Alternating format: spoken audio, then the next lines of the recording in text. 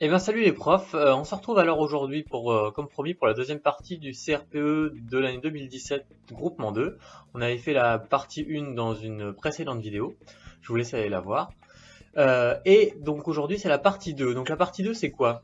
C'est pas pareil que la partie 1, la partie 1 c'était donc un problème avec des questions qui étaient très liées les unes aux autres. Ici, c'est vraiment, alors ils le disaient dès le départ, c'est 4 exercices qui sont indépendants. Alors ce sera pas forcément 4 exos, il y en aura peut-être plus ou moins, mais en tout cas ce sera toujours des exercices indépendants. Et donc cette partie-là est sur 13 points. Donc, comme pour la partie 1, on va faire une petite analyse avant de faire chaque exo pour voir rapidement de quoi ça va, sur quoi ça va être. Et donc on peut commencer tout de suite par l'exercice 1. Alors, si j'analyse un petit peu, je vais lire rapidement. Donc, indiquer si les affirmations suivantes sont vraies ou fausses en justifiant la réponse. Ok. Donc vrai ou fausse, et il faut justifier. Donc c'est une sorte de QCM, bon pas vraiment QCM, mais bon ça s'en rapproche quoi.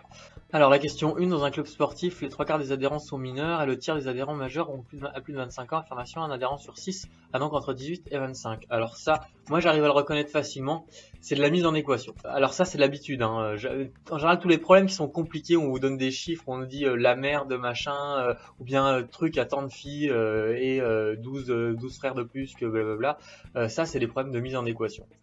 Question 2. Affirmation, durant les soldes, si on baisse le prix de 13%, de 30%, ok, donc ça c'est les pourcentages. On considère une série statistique de moyenne, c'est les stats, hein. Pas besoin d'aller chercher plus loin. Et le dernier, c'est pour obtenir le carré d'un nombre entier, il suffit de multiplier le nombre entier qui le précède par le nombre entier, blabla. Ok, un nombre entier, ça c'est du calcul littéral, il va falloir remplacer par une lettre. Donc encore une fois, si vous n'arrivez pas à aller dans ce détail au niveau de l'analyse, il n'y a aucun souci, là je le fais, moi j'y arrive à le faire, donc je le fais, mais il n'y a aucun problème si vous n'y arrivez pas directement. L'important c'est de ne pas passer 3 plombes justement sur cette partie analyse, hein. Alors, je vais relire plus précisément l'énoncé.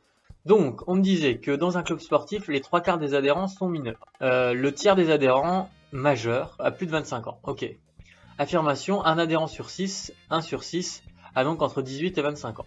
Donc moi, ce que je vous conseille dans ce type d'exos qui sont un peu prises de tête, qui vont vous embrouiller, c'est d'écrire, de poser les choses à plat, et donc de chaque phrase, vous essayez de la traduire en une expression mathématique. Donc là, on dit que les 3 quarts des adhérents sont mineurs. Alors je vais écrire ça de manière un peu plus simple.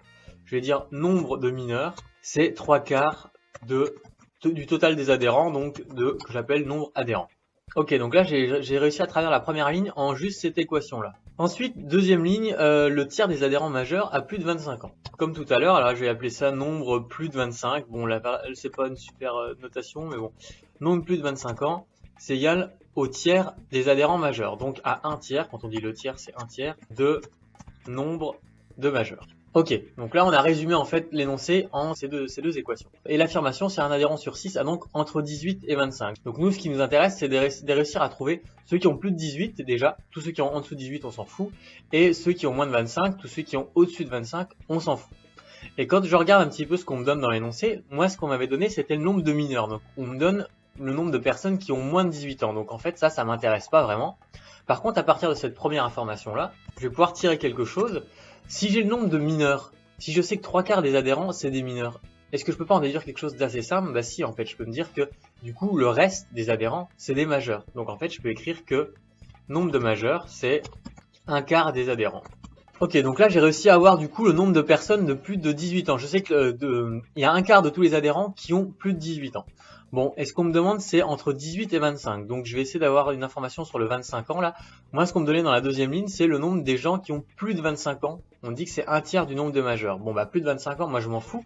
J'aimerais savoir quels sont ceux qui ont moins de 25 ans. Bah, je vais faire pareil que juste au-dessus. Les plus de 25 ans, c'était un tiers du nombre de majeurs. Donc, les moins de 25 ans, c'est le restant des majeurs, c'est-à-dire 2 tiers du nombre de majeurs.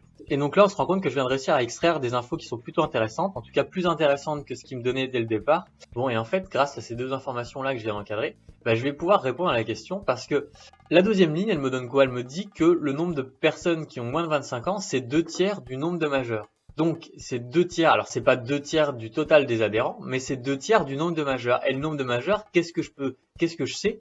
Je sais en fait, à partir de la ligne du dessus, que c'est un quart du nombre d'adhérents. Donc si je relis ces deux informations-là, en fait, je peux écrire que donc le nombre d'adhérents ayant entre 18 et 25 ans, c'est si je relis mes deux équations, en fait c'est 2 tiers du nombre de personnes majeures, et le nombre de personnes majeures c'est 1 tiers du nombre d'adhérents.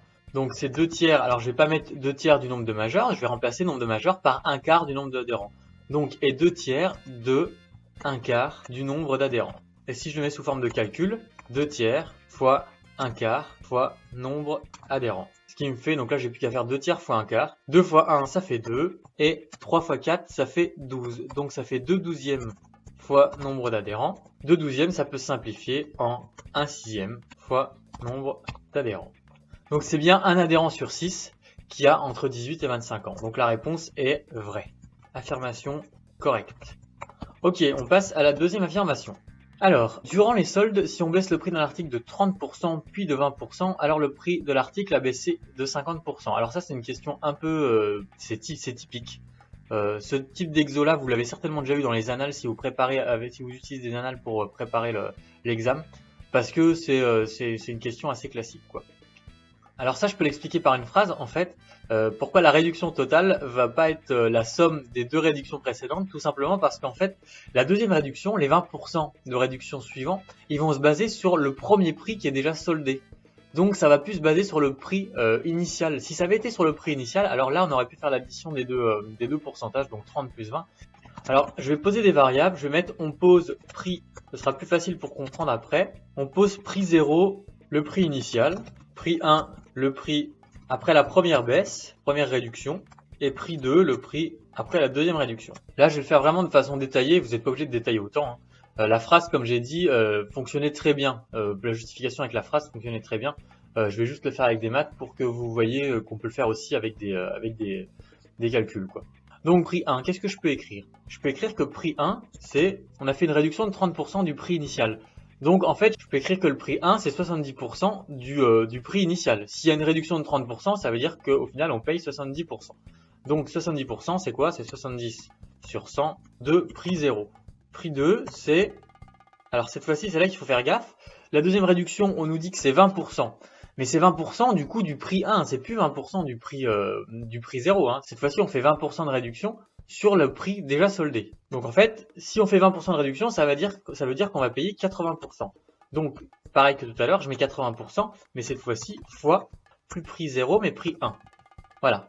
Bon, maintenant, dans cette deuxième équation-là, ce que je peux faire, c'est remplacer prix 1 parce que j'ai trouvé juste au-dessus. Donc là, je laisse 80 sur 100, fois, donc prix 1, j'ai dit que c'était 70 sur 100, fois prix 0 cette fois-ci. Si je fais 80 fois 70 sur 100 fois 100, ça me donne 5600 sur 100 000 fois prix 0, ce qui me donne 56 sur 100.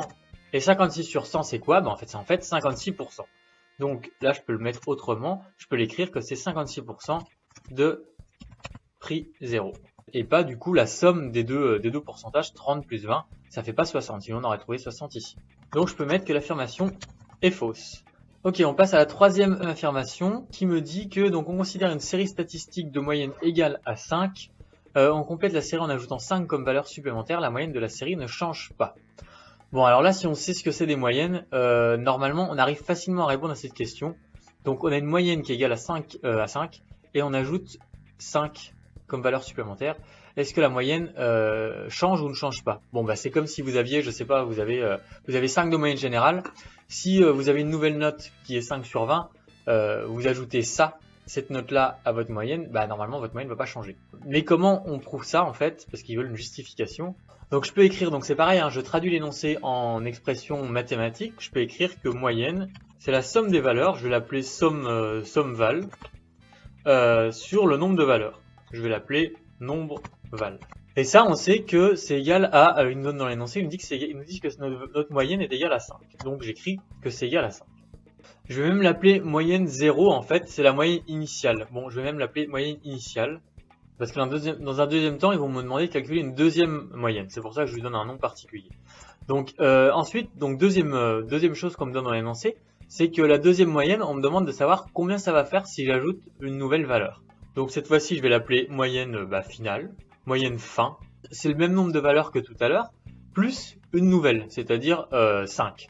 Donc au-dessus, je laisse la somme de toutes mes valeurs, donc ça peut être 12 plus 5 plus 13, etc. On ne sait pas ce que c'est, mais en tout cas c'est la même chose dans la première moyenne et dans la deuxième moyenne. et après on en rajoute une autre. Donc ça va être SUMVAL plus ma nouvelle valeur c'est 5. Donc voilà, je rajoute une nouvelle note, si c'est des notes ou n'importe quoi d'ailleurs. Et en dessous, j'avais un nombre de valeurs, donc avant j'avais, je sais pas, j'avais 12 valeurs, et cette fois-ci, j'en ai rajouté une nouvelle, donc j'en ai 13. Donc en fait, j'ai le nombre de valeurs d'avant, nomval, plus 1. Bon, sauf que dans cette deuxième équation, il y a un truc dont je me suis pas servi, c'est la valeur de la moyenne initiale. La moyenne initiale, je savais que ça donnait 5 au départ. Dans la deuxième équation, je me sers d'une nouvelle valeur, j'ajoute 5, donc le 5 là, c'est pas le 5 qui est juste au-dessus de la moyenne initiale, c'est le 5 de la nouvelle valeur qu'on me donne. Par contre, je me suis pas servi du fait de ce que j'ai écrit au-dessus, c'est-à-dire que la moyenne initiale c'était 5. Bon, on va essayer de se servir de ça du coup, et je vais essayer en fait de transformer l'équation du dessus pour pouvoir m'en servir, parce que là je me rends compte que dans l'équation du dessous, j'ai pas la valeur, moyenne initiale, je m'en sers pas. Je peux pas remplacer moyenne initiale parce que je la trouve pas dans ma deuxième équation. Par contre, ce que je trouve dans ma deuxième équation, c'est SUMVAL par exemple. SUMVAL, et je l'ai aussi dans ma première équation, SUMVAL. Donc, on va essayer de transformer un peu la première équation, et on va dire que SUMVAL, c'est, là je fais un produit en croix, c'est égal en fait à moyenne initiale fois nombre de valeurs, et moyenne initiale, j'avais dit que c'était 5. Donc en fait, je peux écrire que c'est 5 fois nomval. Ok. Et donc là, cette information-là, SUMVAL, du coup, je sais que c'est égal à 5 fois nomval, je peux le remplacer dans ma deuxième équation. C'est toujours un peu le même principe en maths, il faut toujours réussir à relier deux équations, trouver le lien entre les deux à chaque fois, et c'est comme ça qu'on arrive à trouver une réponse. Donc là, SUMVAL, je vais pouvoir l'écrire 5 fois nomval, donc là je remets mon plus 5, et ça c'est divisé par nomval plus 1. Bon, et là il y a une petite manip à faire, il y a un truc qu'on peut voir ou qu'on ne peut pas voir si on n'a pas l'habitude en fait, c'est que au numérateur là j'ai 5 fois nomval plus 5, en fait je peux faire une petite factorisation au-dessus. Alors vous allez me dire fallait y penser, ouais effectivement fallait y penser, c'est pas forcément évident, je suis d'accord avec vous. Donc si je factorise, ça me fait 5 fois nomval, et plus, alors tout à l'heure j'avais plus 5, du coup ça va être plus 1. Alors là je vous laisserai revoir comment on factorise, mais en fait là si vous redistribuez ce que je viens de factoriser, 5 facteurs de nomval plus 1, ça me redonne bien 5 nomval plus 5 fois 1, c'est-à-dire 5. Donc j'ai bon. Et en dessous, j'ai bien nomval, je laisse mon nomval plus 1. Là j'ai mis les parenthèses en fait pour que vous voyez un peu mieux qu'est-ce qu'on va pouvoir faire ici. En fait on se rend compte que là, je peux simplifier par nomval plus 1 en haut et en bas. Donc il me reste quoi? Il me reste plus que 5. Et donc du coup c'est la réponse à ma question. Je trouve que ma moyenne finale, j'obtiens 5. Donc en fait elle n'a pas changé. Ma moyenne initiale, elle est égale à ma moyenne finale. Et donc l'affirmation, elle est juste. Affirmation correcte. Et enfin, dernière question. Pour obtenir le carré d'un nombre entier, il suffit de multiplier le nombre entier qui le précède par le nombre entier qui le suit et d'ajouter 1. Donc ça, même chose, on essaye de traduire ça en expression mathématique. Donc, je vais marquer, on pose n un nombre entier. Voilà. Vous pouvez l'appeler z comme vous voulez. Et donc on me dit, pour obtenir le carré d'un nombre entier, il suffit de multiplier le nombre entier qui le précède. Donc c'est quoi le nombre entier qui précède? Je prends un nombre entier, n'importe lequel, 12. Le nombre entier qui le précède, c'est 11. Donc en fait, c'est 12 moins 1. Donc là, si j'ai pris n comme nombre entier, le nombre entier qui le précède, c'est n-1. Alors, il suffit de multiplier ce nombre-là, donc le nombre n-1. Donc je vais le mettre entre parenthèses, il faut bien prendre ça comme un seul nombre. Ce nombre entier, je le multiplie par le nombre entier qui le suit, et d'ajouter 1. Donc j'avais pris mon nombre 12, le nombre entier qui le précédait c'était 11, et je dois le multiplier par le nombre entier qui le suit, c'est-à-dire 13. Donc là, avec mes n, du coup, ce sera n plus 1. Donc je multiplie n-1 par n plus 1, je multiplie 11 par 13, et j'ajoute 1. Donc là, on vient d'écrire l'équation qui était expliquée en phrase. Donc c'est une fois qu'on a fait ça, on a fait le plus dur en fait, je pense. Et donc on va essayer de voir qu'est-ce que ça donne ce truc. Donc n-1 facteur de n plus 1. Alors ça, vous pouvez, il y a deux façons de le faire. Soit vous embêtez à faire la double distributivité, ça marchera très bien. Soit vous reconnaissez que c'est une identité remarquable. Donc c'est l'identité a plus b facteur de a moins b, ou a moins b facteur de a plus b. Et ça donne quoi? Ça donne a au carré moins b carré. Donc là, du coup, ça va donner n carré moins 1 au carré, c'est-à-dire 1. Bon, je vais vous mettre n carré, plus 1. Ok. Et donc, qu'est-ce que ça me donne ça? Donc n carré, on ne peut pas trop en faire quoi que ce soit pour l'instant. Moins 1 au carré, ça fait moins 1, plus 1, ce qui donne n carré. Voilà. Donc vous voyez, le plus dur, c'était vraiment de réussir à traduire l'énoncé en équation. Après, on trouve rapidement la réponse. Donc on trouve bien que ça fait n carré. Et n carré, c'est quoi? C'était le carré de mon nombre initial. Donc là, si j'avais choisi 12, effectivement, je me rends compte qu'en faisant 11 moins 1, 12 moins 1 fois 12 plus 1, le tout plus 1, et ben j'obtenais en fait le carré, j'obtenais 12 au carré. Ça revenait au même que faire 12 au carré. Donc là, l'affirmation elle est bien juste. Affirmation correcte. Voilà pour cet exercice numéro 1 qui était vraiment pas le plus simple de cette partie. Il prenait quand même pas mal de temps, donc il y avait 4 questions, c'était vraiment 4 petits sous-exercices à l'intérieur de l'exercice, donc ça demandait quand même pas mal de réflexion. Les autres seront plus simples je pense, vous inquiétez pas. Donc après réflexion, je vais finalement faire un exercice, une vidéo par exercice, parce que sinon la vidéo là sur la deuxième partie va être un petit peu trop longue, donc je vais arrêter cette vidéo ici. Pareil que la dernière fois, si vous avez aimé, n'hésitez pas à me le dire dans les commentaires. Si vous avez des questions aussi, posez-les dans les commentaires et j'y répondrai. Et on se retrouve pour l'exercice 2 dans une prochaine vidéo. Allez, salut!